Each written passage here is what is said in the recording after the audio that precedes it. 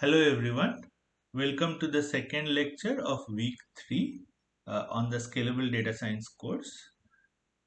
So we were looking at PyTorch and TensorFlow frameworks for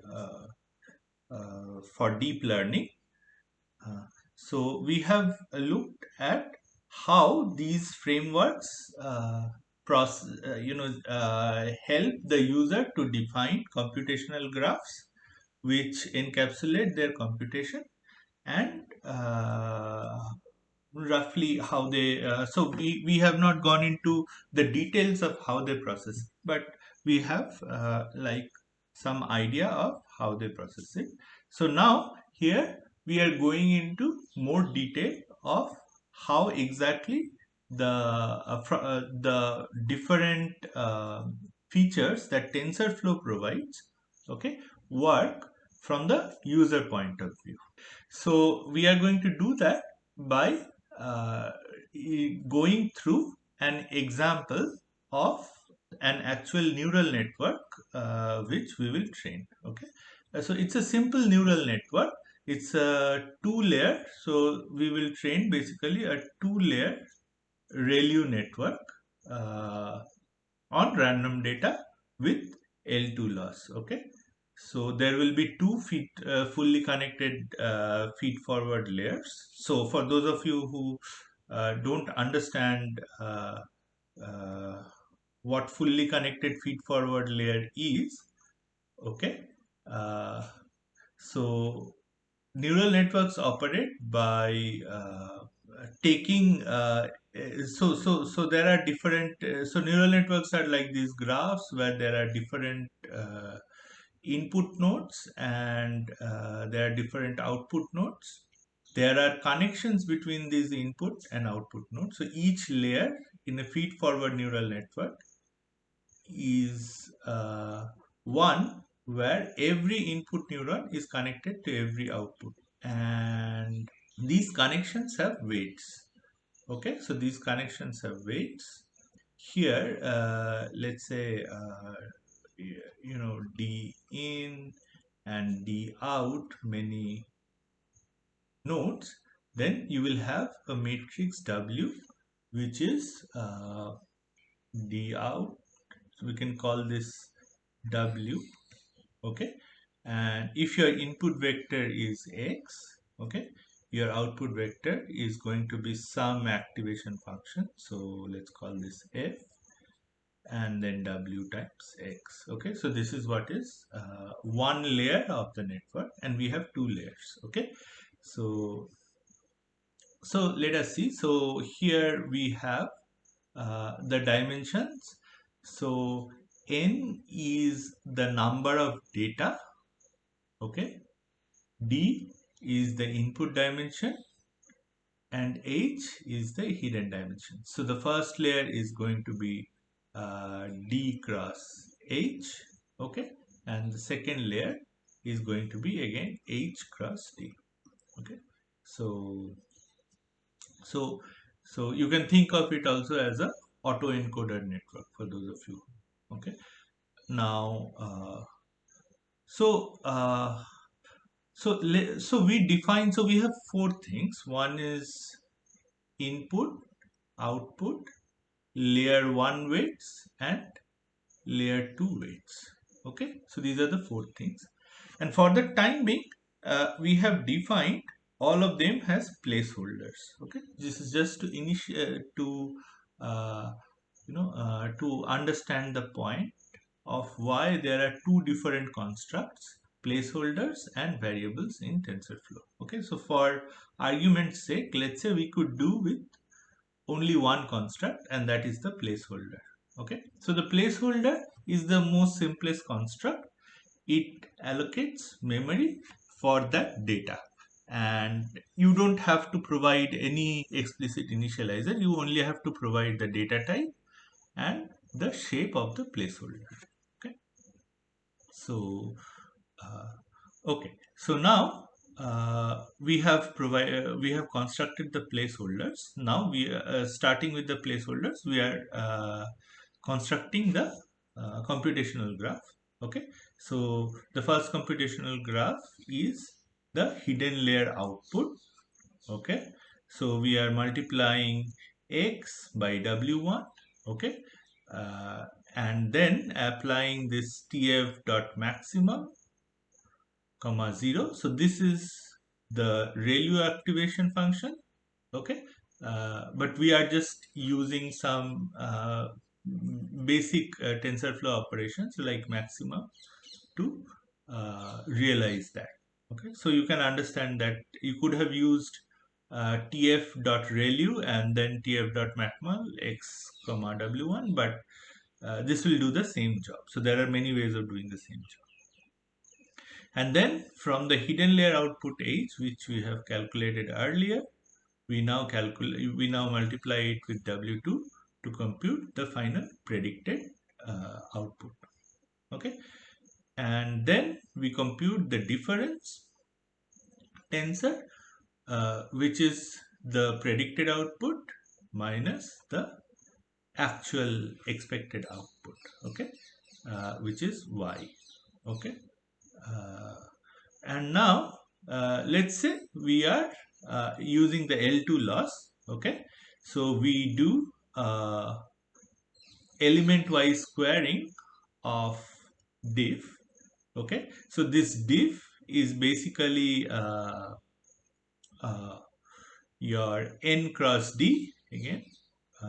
N is the number of data points, d is the dimension.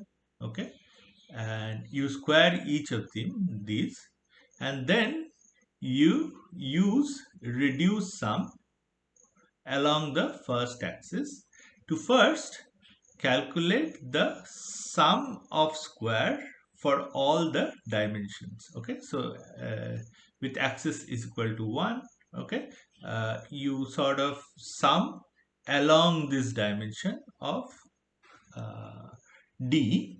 Okay, so you get n many sums at the end of it, and then you use the reduce mean to calculate the average of those, which is basically the loss. So that is how you calculate the loss. Okay, and once you have defined the loss, you use the tf.gradients function to compute gradients. Now you can specify with respect to which nodes you want to compute the gradient, and in this case we have specified w1 and w2, and you get gradient with respect to w1 and gradient with respect to w2.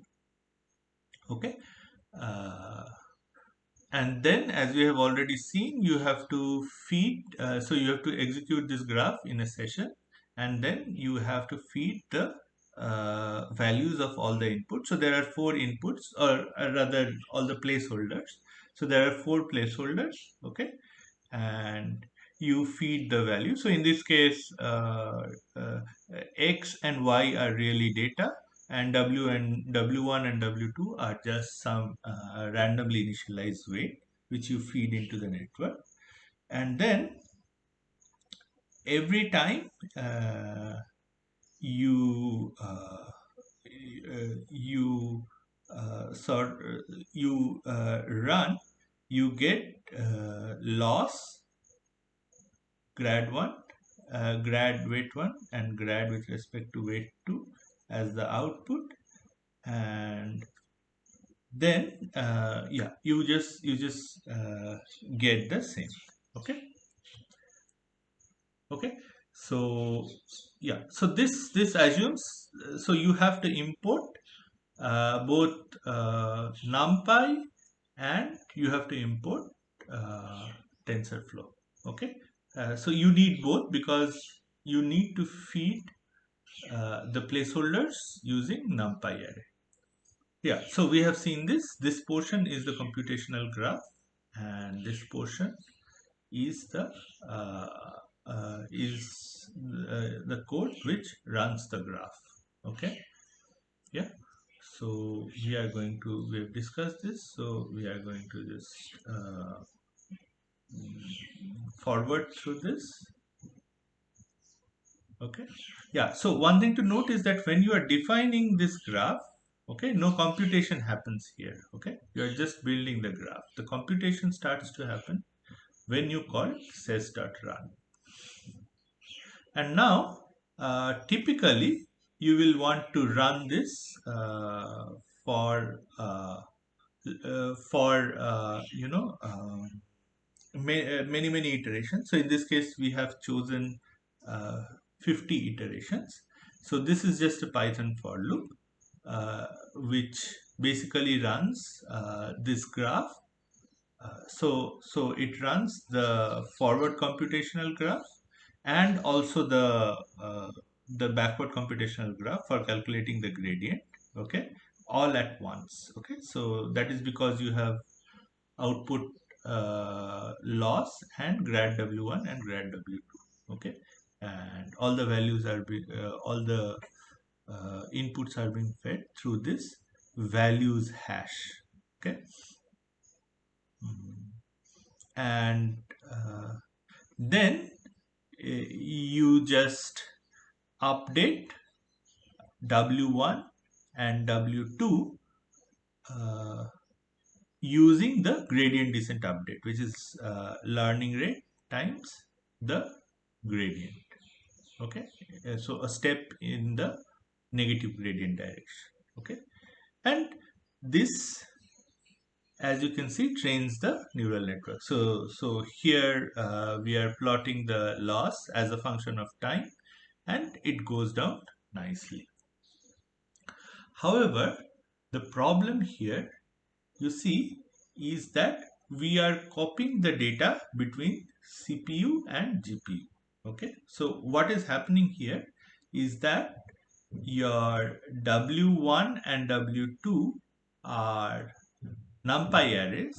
Okay, and you are feeding them. So when you are feeding them through this feeddict hash, everything is getting copied to the device. And let's say you are running this code on a GPU, then this whole thing gets copied to the GPU memory.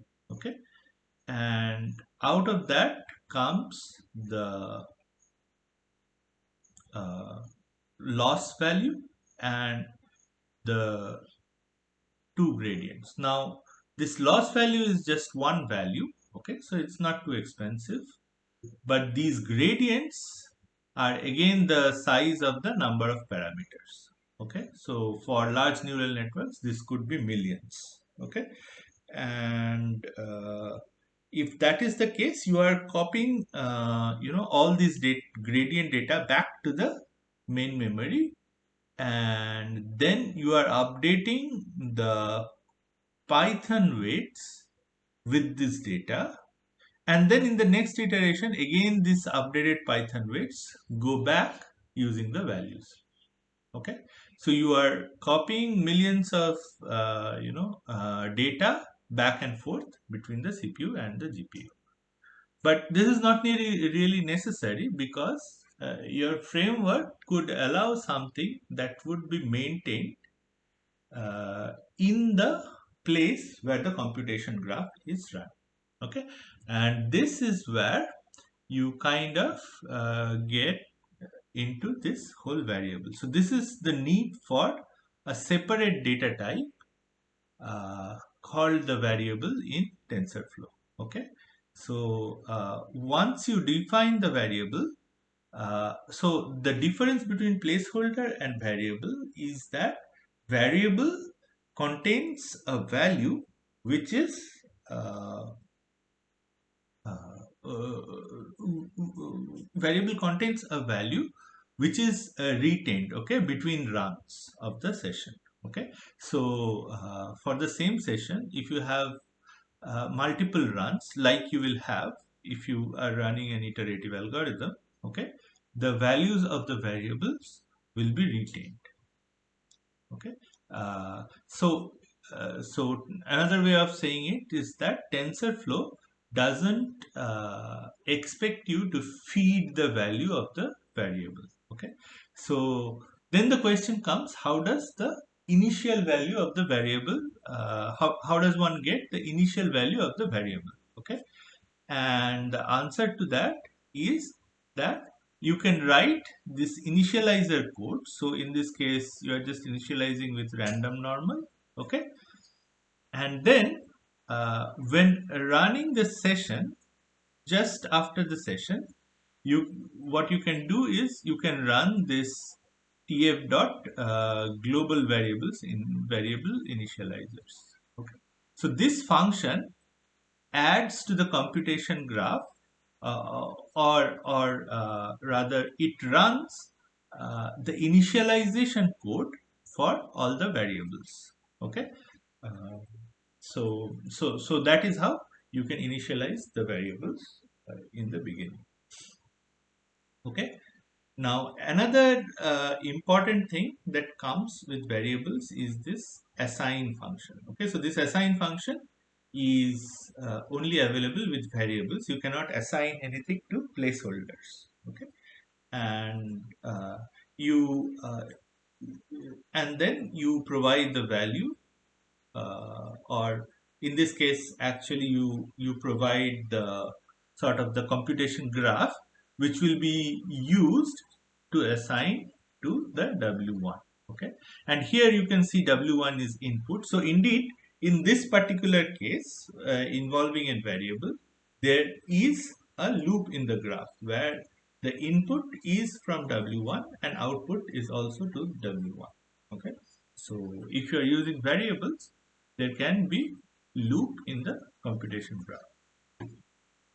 Okay, and now in this case obviously you have to feed just the x and the y, and w1 and w2 are already there, and you can run for 50 iterations the loss with the feed dig values. Okay, now what happens is that you observe that the network is not really training. Okay, and the reason is that you are running this loss. Okay, so the loss is here. Okay, and if you construct the computation graph, you will see that nowhere uh, does it say that uh, this part of the graph should be executed. So grad w1 should be computed, and then this new w1 and new w2 should be executed. So remember here you are building the graph. Okay, and new w1 and new w2 are just some dummy nodes which must be there in the output for this assign operation to actually operate. Okay, so assign operation is not going to do anything to this new w1. It's going to change the original variable w1, but this node needs to be executed. Okay, so you just have this one dummy variable or dummy graph node which you add to using you add new w1 and new w2 using this tf.group, and then in sesh.run you add that to the list of output. So you don't really use this. Okay, so you just ignore this. Okay, updates, but you need to execute that node. Okay, and in that case you again see the expected behavior. Okay, now all this while we were sort of uh, you know uh, implementing the optimizer ourselves, but TensorFlow using this tf.train package, or yeah, tf.train package, it provides you with a lot of built-in optimizers. Okay, so you can use, as we have seen, gradient descent optimizer. You can also use other optimizers. We will look at them like Adam and RMS prop and all such kind of optimizers. Okay, and then you have to provide the initial sort of step size, and then uh, once you have set up the optimizer, you can just call optimizer dot minimize with the graph node. Okay, and again the updates here really is dummy node. Okay, so it updates the variables in this computation graph. Okay, but this node needs to be executed. Okay, so again you execute both loss and updates, and you feed in the value, and now it will automatically update the variables which are w1 and w2 here.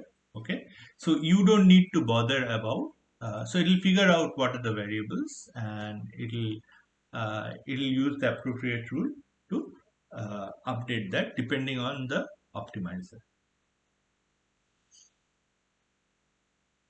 Okay, and also you can use, so instead of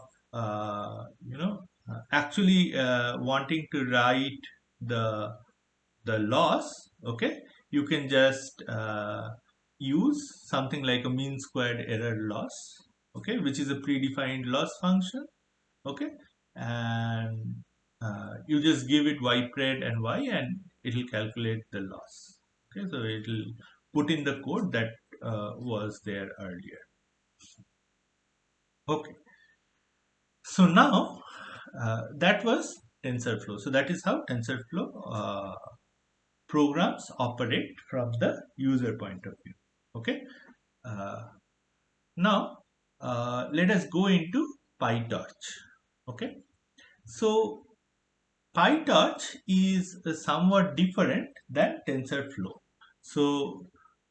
So, PyTorch, one can think, has three main concepts. Okay, the concept of tensor, the concept of variable, and the concept of module. Okay, so what is tensor? Okay, so a tensor is just a tensor, as so it's an imperative ND array. So what does it mean really? Okay, so in the sense that so this is something like a NumPy array which can execute on a GPU. Okay, so here an aside note is that sometimes TensorFlow, okay, because you first declare a computation graph and then you run it, it is sometimes called a declarative framework. Okay, so this is a framework where you first declare things and then you actually execute. So when you create a TensorFlow variable, again no memory is allocated, nothing is created. Okay, only the computation graph is created. Okay, and then when you start running a session, that is when your actual array is created. Whereas when you create a tensor in PyTorch, it is created immediately. Okay, so that is why it is called an imperative programming. So PyTorch is you can think imperative. So if so one way of thinking is this is more similar to Python programming, which is also an imperative programming language. Okay, so there is no declarative thing there. That you first sort of declare or define the program and then you compile and execute. Okay, so in that sense it is more natural, or it operates more naturally with Python. Okay,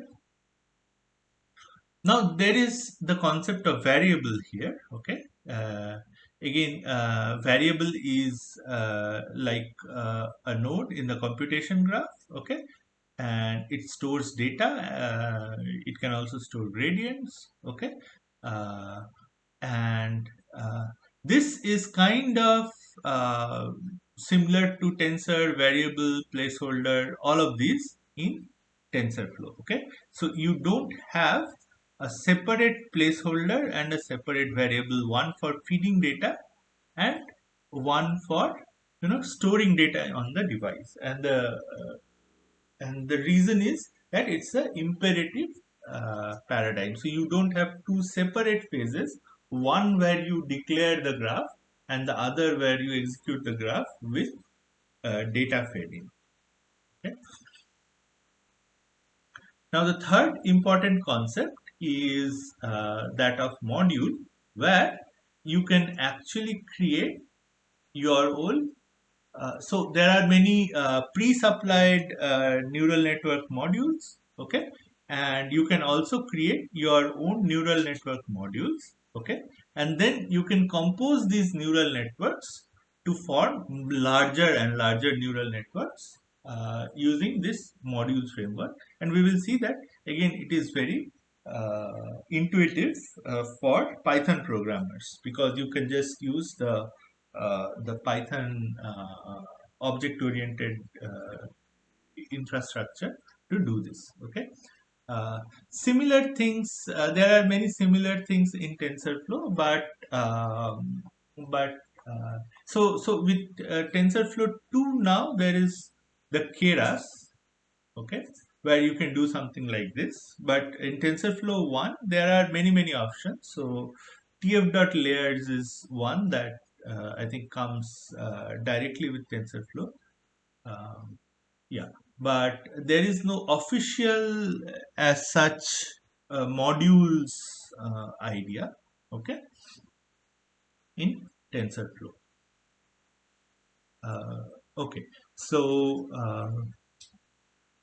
okay, so what are PyTorch and tensors? Okay, so as mentioned, they are just like NumPy arrays, but they run on GPU.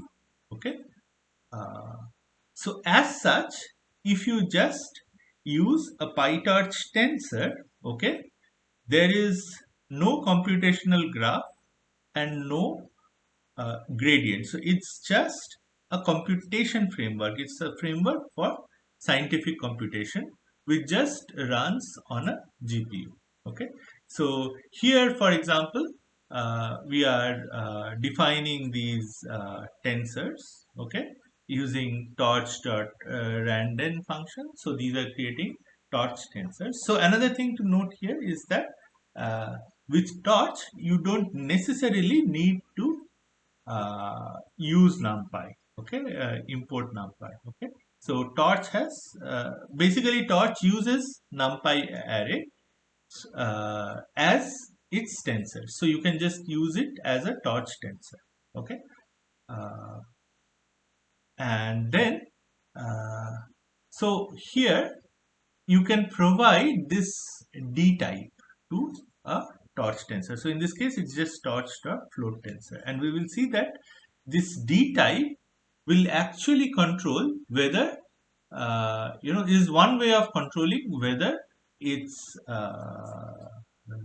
it's run on a CPU or on a GPU. Okay. We will see. Okay. So again, here we are creating the same thing. So we are creating a two-layer network, input output W1 W2, and now we have okay, this is the first layer, and now instead of using maximum we are using this clamp function. It is basically doing the same. So this is h underscore ReLU is the hidden layer output, and then you multiply that with W2 to get predicted loss, and then you can just do y minus y pred dot pow2 and then sum to get all the losses. Okay, and then okay, yeah, so you can get the individual losses for each of the data points. Okay, and then you can go back and so here uh, if you just use plain torch, you have to also compute the gradient, and we have seen how this is done. So for every operation you can just compute the gradient backwards. So this is for pow2 and then sum, and these are for matrix multiplication. So this is for matrix multiplication, and this is for the ReLU. So this and this give the gradient together. They give the gradient for ReLU, and then again this is the gradient for matrix multiplication. So we have seen this, and then you want to get grad W1 and grad W2, and then you can just update this. Now here, note that all of these are not, so there is no outside data and feeding data and getting data. So every time, so note that here you are running this program in a loop. Okay, so you are running this program for 500 times. Okay, every time you run this program, this is run like an imperative program. Okay, so every time each statement gets executed, okay, you have the result available, so you can just print the result here. Okay, uh, so that is the difference from TensorFlow. Okay, and at this stage at least, there is, you can visualize the computation graph because it is doing a certain computation here, but there is no explicit notion of computation graph here. Okay, uh, okay, uh, okay. So I think yeah, this is the forward pass.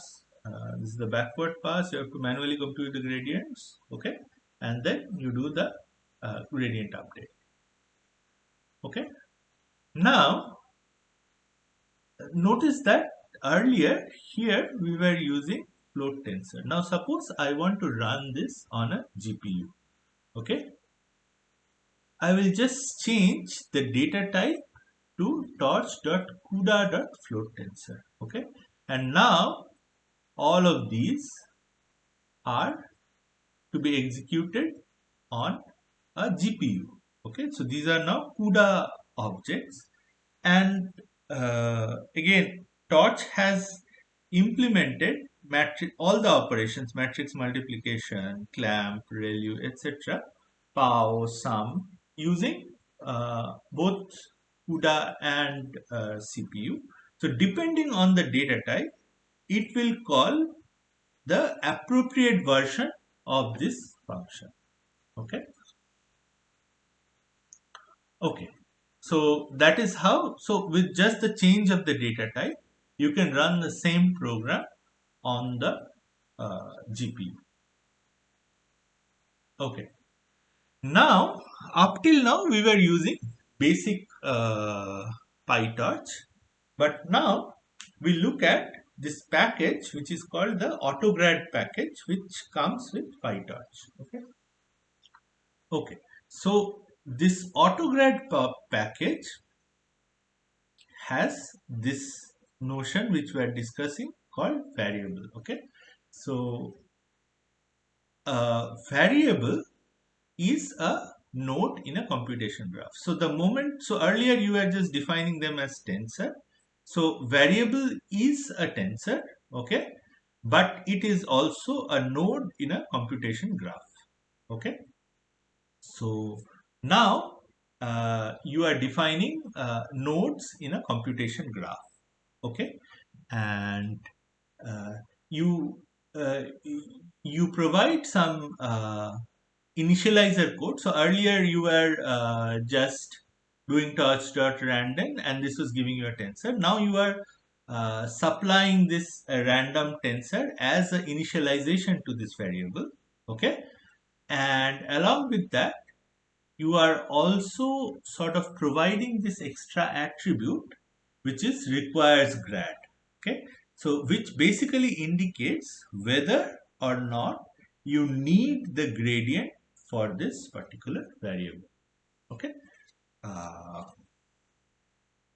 so if x is a variable, okay, you can just, is a PyTorch variable, that is, you can just use x dot data to get the corresponding tensor.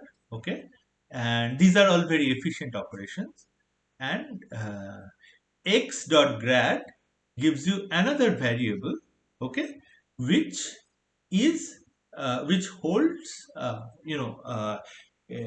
we will see, but it's basically denotes the gradient of x dot data. Okay, sorry, the variable x. Okay, and then hence the x dot grad dot data is going to be the tensor of the gradient. So you can get the gradient data as x dot grad dot data, and the data itself you can get as x dot data. Okay, uh, now again the same network. Okay, uh, here now we are doing the same operations. Okay, so the main idea here is that the functions which work on tensors also work on variables. So you could do like x dot data dot and then w1 dot data. Okay, but you can also do the same thing using this. Okay, only thing is that in this case you are defining the computation graph, whereas in this case you are just using PyTorch operations to do a certain computation. Okay, now here note that defining computation graph doesn't mean it is a delayed operation. So while you are defining the computation graph, you are also performing the operation. So you are doing both things here. Okay, you are defining the computation graph and you are performing the operation. Okay, so the thing that comes here is this backward computation. Okay, so this backward computation is basically what takes the computation graph and computes the gradient. So at this stage, if you were to say something like w1 dot grad dot data, okay, you will not get anything meaningful because the data is not there. Okay, or the gradient is not there. Okay, but once you have called the backward, what the backward function does is it takes the computation graphs with respect to the output. Okay, and then the output in this case being loss, which is also a variable. Okay, and then it computes the gradient of all the variables for which requires grad is true. Okay, with respect to that output. Okay, so that is what this backward function does, and this is directly provided by the PyTorch autograd process, and then you can do updates here. So this is just a torch update. So this is, you are not even executing any autograd code here. So this is just directly updating the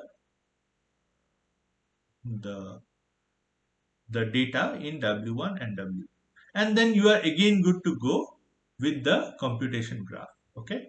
But the thing to note here is now all 500 times this computation graph is formed afresh. At least theoretically, that is what happens. Okay. So that is the difference. In TensorFlow, the computation graph is formed once and then executed 500 times. Here, every time this computation graph is formed. Okay, and this is the idea behind dynamic computation graphs. Okay, so this is called dynamic computation graph. Okay, as opposed to static computation graph in TensorFlow, and we will see some more implications of this. Okay, uh, okay, so now okay, yeah, so PyTorch tensors and variables have the same API. Okay, uh, yeah, okay, so we have seen this forward pass. Okay, uh,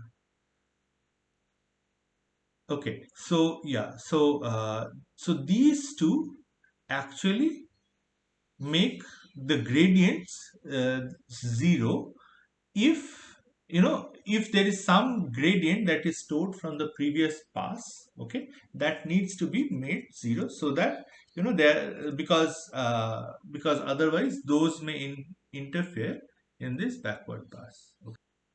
Okay, now comes the so not only can you use all these autograd functions, you can also define your own autograd functions. So here you are just using Python class. So you are just inheriting from torch.autograd.function this class ReLU, okay, and all you have to do is you have to define the forward function and you have to define the backward function, okay. So once you define these functions, so forward function has as input the input, okay, and then you just call this self.save for backward, so it saves the input inside the object, and then it just does the ReLU computation and returns. And at the time of backward, okay, it takes as input the gradient of the loss coming from upstream, okay, and then it is just uh, giving the computation needed to perform the gradient for the input. So grad input is basically the gradient from the input, and x is the safe tensor, which is the last value of uh, the input that was used for the forward pass, okay, and then you can just compute the grad input as grad y.clone and then clip it if it is less than 0 to 0, and that is your gradient. And then you can use this in your code, okay. So you can just say ypred is equal to ReLU x dot matrix multiplication w1 and then matrix multiplication w2, okay. So this will basically form the two-layer neural network with a ReLU activation function. Okay, so another important concept in PyTorch, which as a PyTorch programmer you will use is the PyTorch NN module.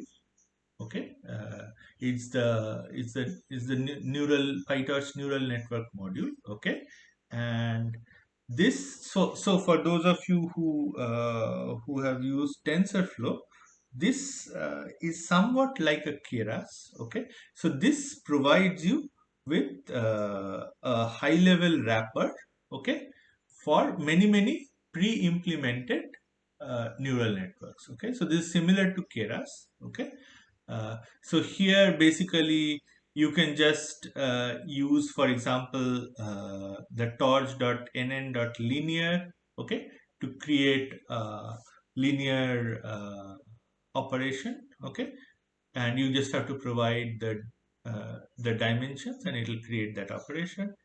Similarly, you can provide the ReLU operator and then again a linear operator, and you have created the same graph that we have created earlier, except using this torch.sequential package. Okay, so it will sequentially apply this layer followed by this layer, or we are calling it layer, but really this whole thing is one layer and this is another layer. Okay, but yeah, it will apply these modules one after the other.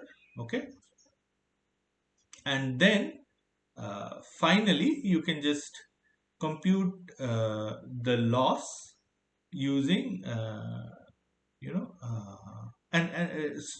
so this uh, so here note that in some sense, in this step we are defining the graph, except that we are not really defining the graph. We are creating a Python object here, which is just bunching together some more Python objects.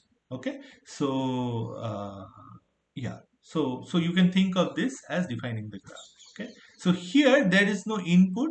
Okay, uh, yeah, so the input comes, the actual, okay, so the actual computation happens only when you call this statement, which is ypred is equal to model of x. So this model of x computes all of these, it performs all of these computations, okay, on x and produces y. Okay, and these modules, they have their built-in parameters. Okay, so for example, you don't see the variables corresponding to w1 and w2 here. Okay, but they are there in linear here and linear here. Okay, so uh, you can get them using this model dot parameters. Okay, so you can get the variables using model dot parameters, and you can also use model dot zero underscore grad to actually make the gradient zero, and then you can calculate, you can just call loss dot backward. Okay, so this loss is actually a node again in the computation graph. Okay, and you can call loss dot backward just like anything, and then you can do a parameter update, something like this. And then finally, you can also have, using the Optim package, you can have pre coded optimizers. Like for example, you can have the Adam optimizers, and then to the optimizer, you provide the parameters with respect to which you want to optimize. Okay, and then yeah, so then you can just uh, yeah, so you can just call optimizer.zeroGrad, and it will zero out all the gradients in the network. So you, here you define the computation graph.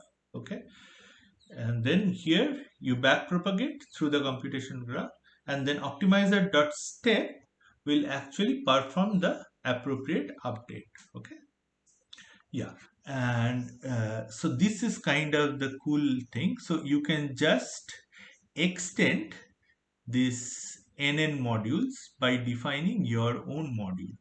Okay, so so what you can do is you can just create your own class. Okay, called the two-layer net. Okay, which basically takes, so instead of using the nn.sequential, you just do two things. You you allocate, or you sort of declare the layers that you want to use. Okay, so in this case, this is the first layer, linear, and this is the second layer. Okay, and this is what you do at the time of initializing this object with an object of type 2 layer net. Okay, and you define the other one, which is the forward function. So how to compute the output, okay, from the input. And we have seen this. So uh, you just call self dot linear one. So this is self dot linear one is basically your linear layer module. Okay, and pass that through ReLU to get the hidden layer output, and then finally you get the predicted output, and that is what you return. Okay, and you have, with this statement, so this is again a class declaration, but with this statement you have already created uh, an object of this class, okay, and here you are already creating the corresponding computation graph, okay, and uh, yeah, here you are sort of uh, yeah, so you are just uh, creating the computation graph and executing it all at the same time. um, yeah, and this is kind of you can say this is the most preferred way of using PyTorch. This is very intuitive, so you can create using this very large neural networks, okay, where you can create many such objects. So suppose your neural network composes of, let's say, it has many inputs, like maybe you are so the example people take is, suppose you are doing a video sequence tagging, okay, so you have two different inputs, you have the video sequence, okay, and you have the corresponding tags, which are you know uh, words, okay, and now you have different feature extractors for the video, okay, so you may have a network called video feature extractor, okay, okay, and you may have another network called tag feature extractor, okay, and then you may want another network which combines these features, okay, to form uh, you know uh, a good video tagging model, okay, so you can define these three classes, okay, and then you can just compose them using, let's say, another class which is video tagger or something like that, okay, and then inside which you can just use other modules, okay, so this is a pretty cool way of building neural networks, okay, yeah, so we have seen this. So the initializer sets up the modules, okay, so these can be predefined modules in torch.nn, or these can be modules that you have declared, you have defined rather. Yeah.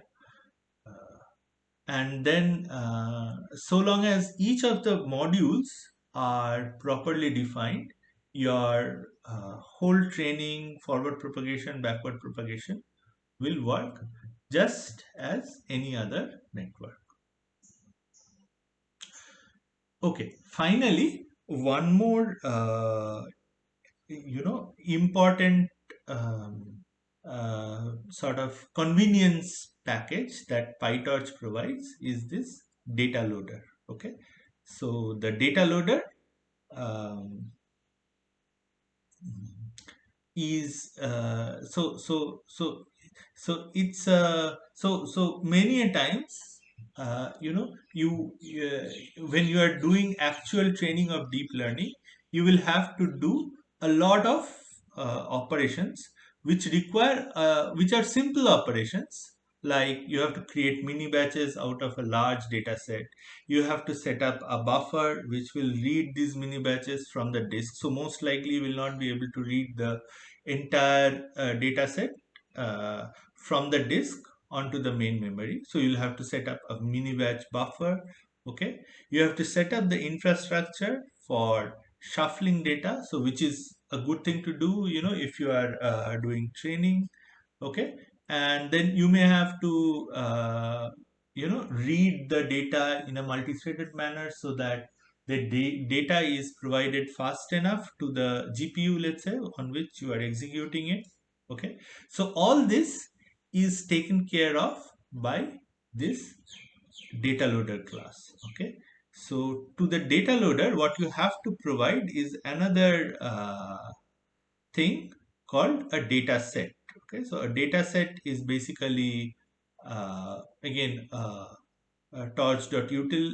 class, okay, which basically you have to define, okay, if you basically it provides you with the method for reading the data and stuff like that. Okay, so for example, files from which the data have to be read, if the data is in a certain format, if there is some pre-processing to be done before the data can be read into a particular record. So those kind of things have to be provided by the data set. So once you can use standard dataset classes for reading, let's say, text or reading videos or something, or you can provide your own custom dataset classes. But these are you are just providing the code for reading each record, in the sense, okay, from where you read the record, and then once you wrap that around in the data loader, your training becomes very very important, very very easy, because it's then just a standard code where you just get this X batch and Y batch from the data loader object, okay, and then you can just have uh, X and Y variables, okay, and then you are good to do the forward pass and the backward pass and the update, okay. So this is, then it is very very standard code after this. Okay, and finally PyTorch also gives some pre-trained model.